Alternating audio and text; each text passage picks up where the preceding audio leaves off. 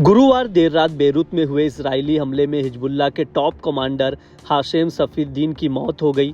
Nasrallah की मौत के बाद हाशेम को हिजबुल्लाह की कमान मिलने वाली थी।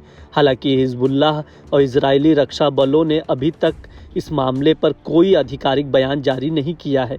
न्यूयॉर्क टाइम्स के मुताबिक इसराइल ने मंगलवार को ईरान के मिसाइल हमले का जवाब देने की कसम खाई थी। इसराइल हिजबुल्लाह के ठिकानों को चुन चुन कर तबाह कर रहा है। बुधवार को पीएम बेंजामिन नेतन्याहू ने सुरक्षा प्रमुखों के साथ एक मीटिंग की थी, जिसमें ईरान को करारा जवाब देने का प्लान बनाया गया। इस प्लानिंग के बाद ही इसराइल ने गुरुवार को हिजबुल्लाह पर हमला किया और हाशेम सफीउद्दीन को ढेर कर दिया। आइए जानते हैं इसराइल ईरान से कैसे बदला ले सकता है। समाचार एजेंसी राउटर्स के अनुसार कुछ विश्लेषकों का मानना है कि इसराइल ईरानी सैन्य प्रतिष्ठानों को निशाना बनाकर जवाब दे सकता है। इसराइल पर हमले के लिए जिन बैलिस्टिक मिसाइलों का उपयोग किया गया था, आईडीएफ हिजबुल्लाह के उन ठिकानों को तबाह कर सकता है। इसके साथ ही इसराइली ईरानी वायु रक्षा प्रणालियों और मिसाइल लॉन्चिंग सुविधाओं को भी नष्ट कर सकता है। इसराइल ईरान के परमाणु ठिकानों पर हमला कर सकता है। इस पर हमला करने से तेहरान की परमाणु हथियार बनाने की क्षमता में देरी हो सकती है। ईरान के परमाणु ठिकाने कई जगहों पर हैं, कुछ तो भूमिगत भी हैं। हालांकि इसराइली द्वारा इसके परमाणु बुनियादी ढांचे पर हमले से बड़े जंग की संभावनाएं बढ़ सकती हैं।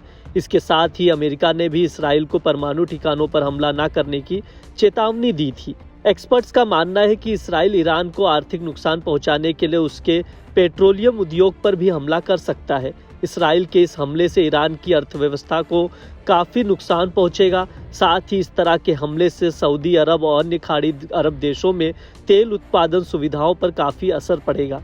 इससे पश्चिम समेत अन्य देशों में ईरान की कीमत बढ़ सकती है।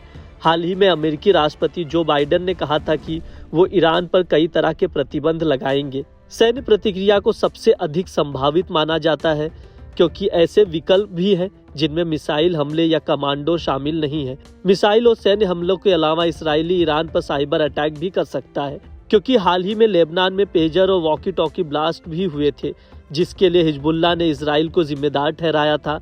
ऐसे में कयास लगाए जा रहे हैं कि इसराइल ईरान पर साइबर अटैक भी कर सकता है।